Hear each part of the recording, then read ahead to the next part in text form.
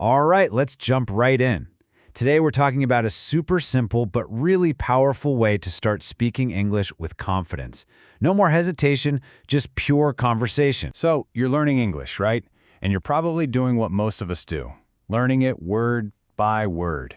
You spend hours maybe with flashcards, just cramming vocabulary, hoping it'll all just click into place when you need it. But then you try to have a real conversation and nothing. You just freeze up. It's so frustrating, isn't it? You've got all these words floating around in your head, but you just can't seem to string them together into a real sentence. Well, here's a thought. What if it's not you? What if the problem is the method? And that brings us to the big idea for today. The secret sauce, if you will. It's this. To get conversational, you don't need more words. You need the right phrases. Herminio Mello from Honey Pepper Mix really nails it with this quote. He says that these ready-made phrases are the real foundation of how we talk every day. And if you think about it, he's totally right. Native speakers don't build sentences from scratch every single time. We use chunks, these pre-made phrases. Learning this way saves you so much brain power, makes you feel way more confident, and you know what? You sound more natural, right from the get-go. And I love this metaphor they use, a linguistic survival kit. It's perfect, right? It's not a giant heavy textbook, it's a small essential toolkit. It's got just the right phrases you need for everyday stuff. You know, ordering a coffee, asking for help, finding your way around. It's all about having the exact tool you need right when you need it. Okay, so you might be thinking, who came up with this kit? And yeah, why should we trust their choices? Well, the guy behind this is Herminio Mello. He's the creator of the Honey Pepper Mix Knowledge Hub. And get this, he's got an MBA plus over 250 certifications from huge names like Harvard, Stanford, IBM, you name it.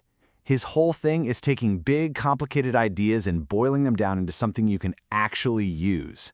And that's exactly what this survival kit is. All right, so now we know who's behind it. Let's crack open this survival kit and see what we're working with. So the whole kit is broken down into these 5 main categories. You've got greetings, asking for things, daily questions, travel stuff, and then a really important one, emergencies and clarifications. This setup is brilliant because it's all based on real-life situations. So instead of learning random words, you're learning exactly what to say when you need to say it. It's just so much more efficient. Okay, this is where it gets really good. Let's see some of these phrases in action and talk about how to actually use them so you sound like you know what you're doing. So let's start with the absolute basics, right? Greetings. Hello, how are you? That's your go-to, it works anywhere.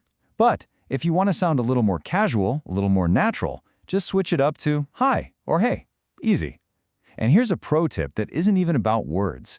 When you say nice to meet you, actually smile.